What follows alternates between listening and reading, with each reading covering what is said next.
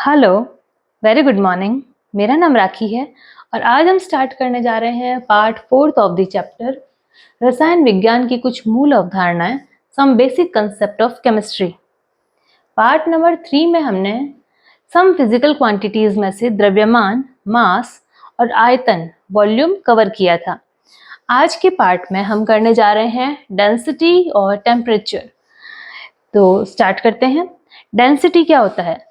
Density यानी घनत्व। किसी पदार्थ का घनत्व उसके प्रति इकाई आयतन का द्रव्यमान होता है, यानी उसके प्रति इकाई आयतन का द्रव्यमान, यानी उसमें जब द्रव्यमान में आयतन का भाग लगाएंगे तो वो घनत्व आ जाएगा। घनत्व बराबर द्रव्यमान बटे आयतन। द्रव्यमान को रिप्रेजेंट करते हैं किलोग्राम से और आयतन को meter into meter into meter यानी मीटर क्यूब। तो इसका मात्रक हो गया, इसका पैमाना हो गया घनत्व का किलोग्राम पर क्यूबिक मीटर। किलोग्राम पर क्यूबिक मीटर, ये हुआ घनत्व। उसके बाद बात करते हैं हम, हमारा नेक्स्ट टॉपिक आता है टेम्परेचर यानी ताप। टेम्परेचर, ताप किसे कहते हैं? किसी भी वस्तु में उत्पन्न ऊष्मा को मापने का मानदंड तापमान कहलाता है। किसी भी वस्तु में उत्पन्न ऊष्मा का मापने का मानदंड तापमान कहलाता है और तापमान किससे मापा जाता है? तापमापी से। ताप की प्रवणता, ताप की प्रबलता को नापने का जो यंत्र होता है वो होता है तापमापी, टेम्परेचर थर्मामीटर। तापमापी कितने प्रकार के हैं? आपकी क्लास में दे रखे हैं तापमापी डिग्री सेंटीग्रेड, डिग्री फ़ारेनहाइट और केल्विन। 3 प्रकार के तापमापी अवेलेबल हैं। एक रेवमर करके भी तापमापी होता है, वो आपके अभी कोर्स में नहीं है। तो डिग्री सेंटीग्रेड तापमापी की क्या खासियत बात होती है? उसकी परास होती है 100 तक, 0 से 100 तक की परास होती है डिग्री सेंटीग्रेड वाले तापमापी की, जिसमें कि फ्रीजिंग पॉइंट जो हिमांक बिंदु होता है, जल का हिमांक बिंदु 0 डिग्री सेंटीग्रेड है। 0 डिग्री सेंटीग्रेड है, वो डिग्री सेंटीग्रेड में हम बता रहे हैं 0 डिग्री सेंटीग्रेड जो है जल का हिमांक है। तो इसका फ्रीजिंग पॉइंट होता है डिग्री सेंटीग्रेड में जल का 0 डिग्री सेंटीग्रेड।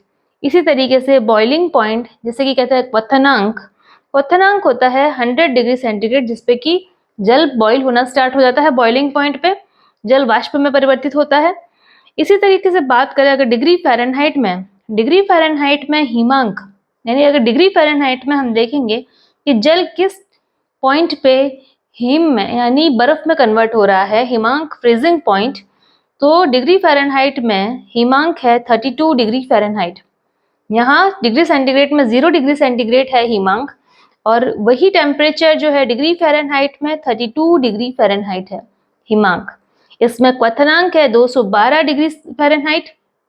212 डिग्री फ़ारेनहाइट है इसका बॉइलिंग पॉइंट यानी क्वथनांक। इसकी जो परास होती है, परास जैसे कि डिग्री सेंटीग्रेड में परास है 0 से लेके 100 तक, तो इसमें जो फ्रीजिंग एंड बॉइलिंग पॉइंट की जो मिडिल की जो डिस्टेंस है, आप 212 माइनस 32 करके देखते हैं तो इसकी परास आती है 180। तो डिग्री फ़ारेनहाइट में जो परास होती है, डिग्री फ़ारेनहाइट का जो थर्मामीटर है उसकी परास है 180। अब बात करते हैं हम केल्विन की। केल्विन का जब मापा जाता है तो फ्रीजिंग पॉइंट जो हिमांक आता है वो आता है 273 केल्विन पर। 273 केल्विन उसका हिमांक बिंदु है और क्वथनांक बिंदु जो बॉइलिंग पॉइंट है वो 373 केल्विन है। इसकी जो परास है वह भी 100 है, क्योंकि 373 माइनस 273 जब कर रहे हैं तो उसमें 100 का डिफरेंस है, ये इसकी परास है। तो ये हमने बात की है डिग्री सेंटीग्रेड, डिग्री फ़ारेनहाइट और केल्विन की। सबसे अधिक तापमान को मापा जाता है पायरोमीटर से। पायरोमीटर जो थर्मामीटर है हमारे पास, उससे सबसे अधिक टेम्परेचर मापा जाता है। जैसे सूर्य का तापमान है, सूर्य जो है उसमें 2 मंडल है, वर्णमंडल और प्रकाश भाग मंडल। वर्णमंडल का जो टेम्परेचर है वो 6000 केल्विन है। 6000 केल्विन। जो बाहर वाला मंडल है वर्णमंडल, उसका टेम्परेचर है 6000 केल्विन, और अंदर का जो भाग पाया जाता है प्रकाश मंडल, उसका टेम्परेचर है 10⁷ केल्विन। सूर्य में एक चौथी अवस्था पाई जाती है। जैसे कि द्रव्य की हमने अवस्थाएं देखी, ठोस, द्रव, गैस। एक चौथी अवस्था होती है प्लाज्मा। सूर्य में वो चौथी अवस्था प्लाज्मा पाई जाती है। सबसे अधिक तापमान का मापन करने वाला थर्मामीटर है पायरोमीटर, और -40 डिग्री से भी कम तापमान मापा जा सकता है वो थर्मामीटर है अल्कोहलिक थर्मामीटर, जिसमें कि -40, -41, -42 ये सारे माइनस में मापे जा सकते हैं थर्मामीटर, वो है अल्कोहलिक थर्मामीटर। पारा जो कि है मरकरी Hg, उसका जमाव बिंदु, उसका जो हिमांक बिंदु है पारे का, पारा किस टेम्परेचर पे जमता है, वो है -40 डिग्री सेंटीग्रेड पर। -40 डिग्री सेंटीग्रेड पर पारा जमना शुरू होता है। सूर्य के भीतर पदार्थ की चौथी अवस्था पाई जाती है, वो है प्लाज्मा। इसमें प्लाज्मा पाई जाती है सूर्य में, चौथी अवस्था पदार्थ की। पैमाना, ये देखिए, अगर हम बात करें कि डिग्री सेंटीग्रेड, डिग्री फ़ारेनहाइट और केल्विन में, इनमें भी कोई रिलेशन होना चाहिए। इनकी जो परास है या कुछ इंटरचेंजेस करने के लिए अगर हम कहें कि हमें कोई टेम्परेचर दे दिया है कि ये डिग्री सेंटीग्रेड में है, आप इसको केल्विन में कन्वर्ट करो, या फिर फ़ारेनहाइट में है, इसको डिग्री सेंटीग्रेड में कन्वर्ट करो, या डिग्री सेंटीग्रेड में कोई टेम्परेचर है जिसे कि फ़ारेनहाइट में कन्वर्ट करो, तो इंटर कन्वर्जन के लिए हमें इनके बीच में रिलेशन भी ज्ञात होना जरूरी है।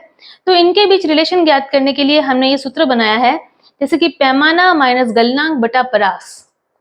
पैमाना जैसे कि बात करें हम डिग्री सेंटीग्रेड, डिग्री फ़ारेनहाइट और केल्विन, ये जो डिग्री सेंटीग्रेड, इसका जो गलनांक है, जो डिग्री सेंटीग्रेड के लिए गलनांक है, जो गलनांक बोले या हम बोले उसको हिमांक, वो है 0 डिग्री सेंटीग्रेड। तो 0 डिग्री सेंटीग्रेड अपॉन उसकी जो परास है, डिग्री सेंटीग्रेड के लिए परास है 100, तो degree centigrade minus 0 upon 100 is equals to degree Fahrenheit minus 32 upon 180 is equals to kelvin minus 273 upon 100। ये सब इक्वल आते हैं। समझ रहे हैं आप बात को? पैमाना माइनस गलनांक का है या हिमांक का है, पैमाना माइनस हिमांक अपॉन परास इज इक्वल्स टू, ये सारे एक दूसरे में इंटर कन्वर्ट कर सकते हैं। इनको देखिए, इनको और इजी स्टेप करने के लिए इन सभी को 20 से डिवाइड किया जाता है। इस स्टेप को 20 से डिवाइड किया जाता है, तो 20 से ये 100 कट जाएगा 5 टाइम्स, ये 180 कट जाएगा 9 टाइम्स, और ये 100 कट जाएगा 5 टाइम्स। तो फाइनली हमारे पास ये फॉर्मूला आएगा कि 0 degree centigrade upon 5, degree centigrade upon 5 is equals to degree Fahrenheit minus 32 upon 9 is equals to kelvin minus 273 upon 5।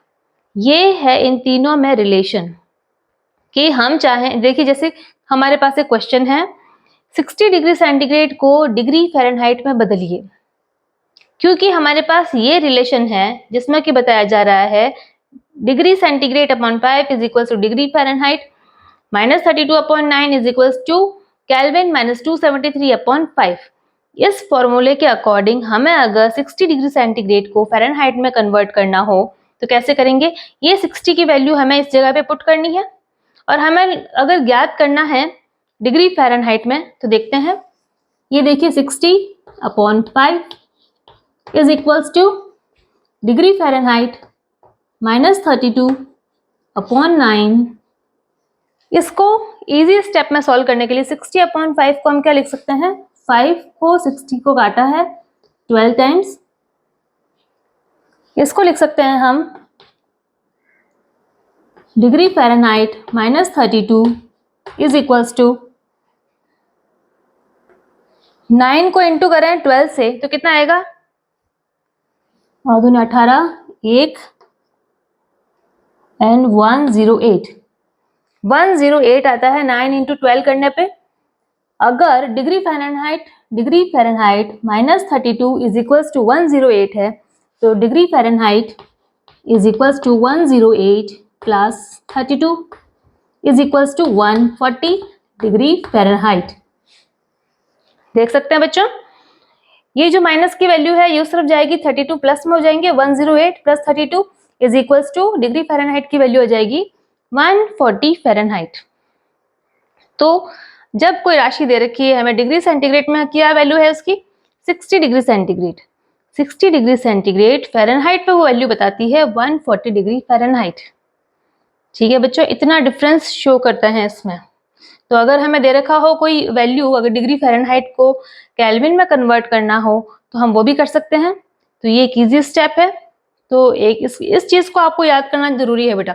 अगर मैंडेटरी आप ये याद कर लेंगे तो इससे सारे कम से कम एग्जाम में 2 क्वेश्चन तो इसके पूछे ही जाते हैं। ऑब्जेक्टिव टाइप क्वेश्चंस में भी ये आ सकता है और हो सकता है छोटे मिनिमम छोटे वाले क्वेश्चंस में भी ये पूछे जाते हैं। तो आप हो सके तो इस फॉर्मूले को अच्छे से याद कर लें और आगे आने वाले कॉम्पिटिटिव एग्जाम्स में भी बहुत बार ये क्वेश्चंस पूछे जाते हैं। तो ये फॉर्मूला इंपॉर्टेंट है बच्चों, तो प्लीज इसे अच्छे से याद करें। ये बात हुई है पार्ट नंबर 4 की। तो पार्ट नंबर 4 को आज हमने क्लियर किया है। मिलते हैं पार्ट नंबर 5 में। तब तक आपको ये वाला पार्ट रिवाइज करना है, अच्छे से पढ़ना है, और कहीं पे भी कोई भी डाउट आएगा तो आप मुझे कमेंट सेक्शन में कमेंट कीजिए। Thank you.